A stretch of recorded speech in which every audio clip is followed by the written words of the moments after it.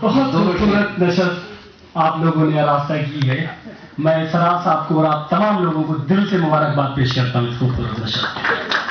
منیر بھائی نے میرا کام آسان کر دیا. یہی اس شعر سے میں شروعات کرتا ہوں کہ چاند جیسا روپ میلا ہو گیا, یار تو کیسا تھا کیسا ہو گیا, تیری مرضی کی بہو تو آ گئی, ماں تیرا بیٹا اکیلا ہو گیا. ایک شعر رہ گیا, اس کو پڑھتا ہوں. چاند جیسا روپ میلا ہو گیا, یار تو کیسا تھا کیسا ہو گیا, تیری مرضی کی بہو تو آ گئی, ماں تیرا بیٹا اکیلا ہو گیا. سچ بہت سچتا تھا میری ذات پر, سچ بہت سچتا تھا میری ذات پر, سچ بہت سچتا تھا میری ذات پر, آج یہ کپڑا بھی چھوٹا ہو گیا.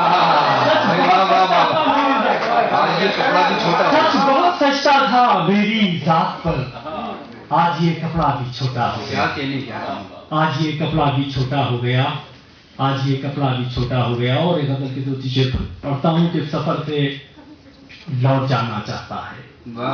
غزل دراصل دلوں کو جوڑنے کا کام کرتی ہے, زخموں پہ مرہم رکھنے کا کام کرتی ہے. اور اگر میں اپنے مقصد میں کہیں بھی کامیاب ہو گیا ہوں تو میں سمجھتا ہوں کہ سفل ہو گئی جی. تشریف آئیے اور میں آپ کی خدمت میں مسئلہ پڑھتا ہوں. چاند جیسا روپ میلا ہو گیا, یار تو کیسا تھا کیسا ہو گیا, تیری مرضی کی بہو تو آ گئی, ماں تیرا بیٹا اکیلا ہو گیا. سچ بہت سچتا تھا میری ذات پر, آج یہ کپڑا بھی چھوٹا ہو گیا. غزل کا مطلب پڑھتا ہوں کہ سفر سے لوٹ جانا چاہتا ہے, سفر سے لوٹ جانا چاہتا ہے, سفر سے لوٹ جانا چاہتا ہے, پرندہ آشیانہ چاہتا ہے, پرندہ آشیانہ چاہتا ہے.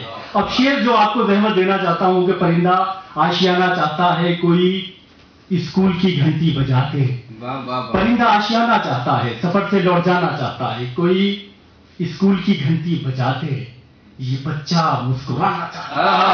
کوئی اسکول کی گھنٹی بجا دے, کوئی اسکول کی گھنٹی بجا دے, یہ بچہ مسکرانا چاہتا ہے, یہ بچہ مسکرانا